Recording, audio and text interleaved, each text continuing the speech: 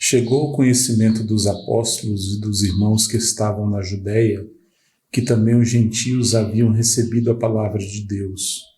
Quando Pedro subiu a Jerusalém, os que eram da circuncisão o arguíram, dizendo: entraste em casa de homens incircuncisos e comeste com eles.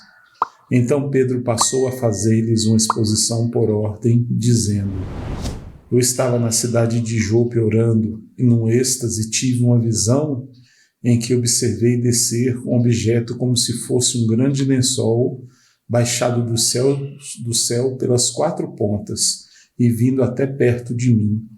E fitando para dentro dele os olhos, vi quadrúpedes da terra, feras, répteis e aves do céu. Ouvi também uma voz que me dizia: levanta-te, Pedro, mata e come.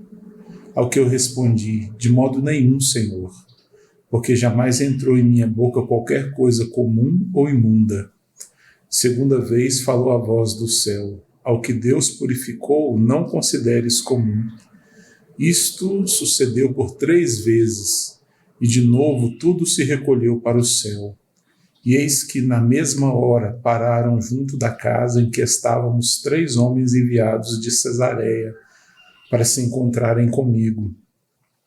Então o Espírito me disse que eu fosse com eles, sem hesitar.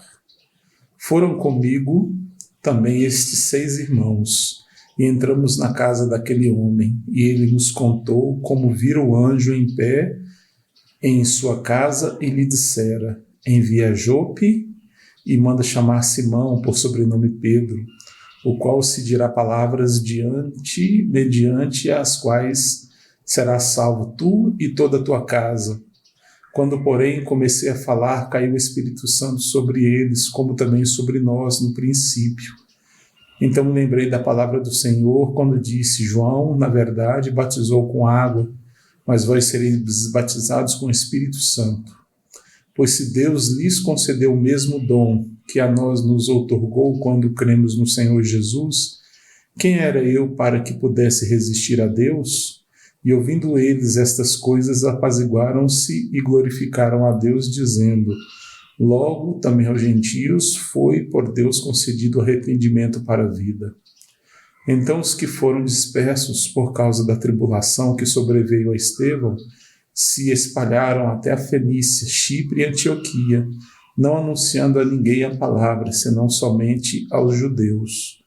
Alguns deles, porém, que eram de Chipre e de Cirene, e que foram até Antioquia, falavam também aos gregos, anunciando-lhes o evangelho do Senhor Jesus. A mão do Senhor estava com eles, e muitos crendo se converteram ao Senhor. A notícia a respeito deles chegou aos ouvidos da igreja que estava em Jerusalém, e enviaram Barnabé até Antioquia. Tendo ele chegado e vendo a graça de Deus, alegrou-se e exortava a todos a que com firmeza de coração permanecessem no Senhor, porque era um homem bom, cheio do Espírito Santo e de fé. E muita gente se uniu ao Senhor. E partiu Barnabé para Tarso à procura de Saulo. Tendo-o encontrado, levou-o para Antioquia, e por todo o ano se reuniram naquela igreja e ensinaram numerosa multidão. Em Antioquia foram os discípulos pela primeira vez chamados cristãos.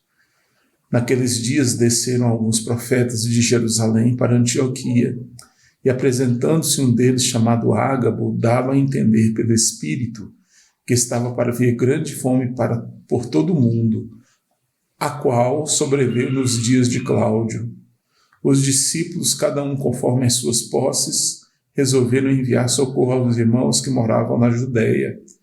O que eles com efeito fizeram, enviando aos presbíteros por intermédio de Barnabé e de Saulo. Amém.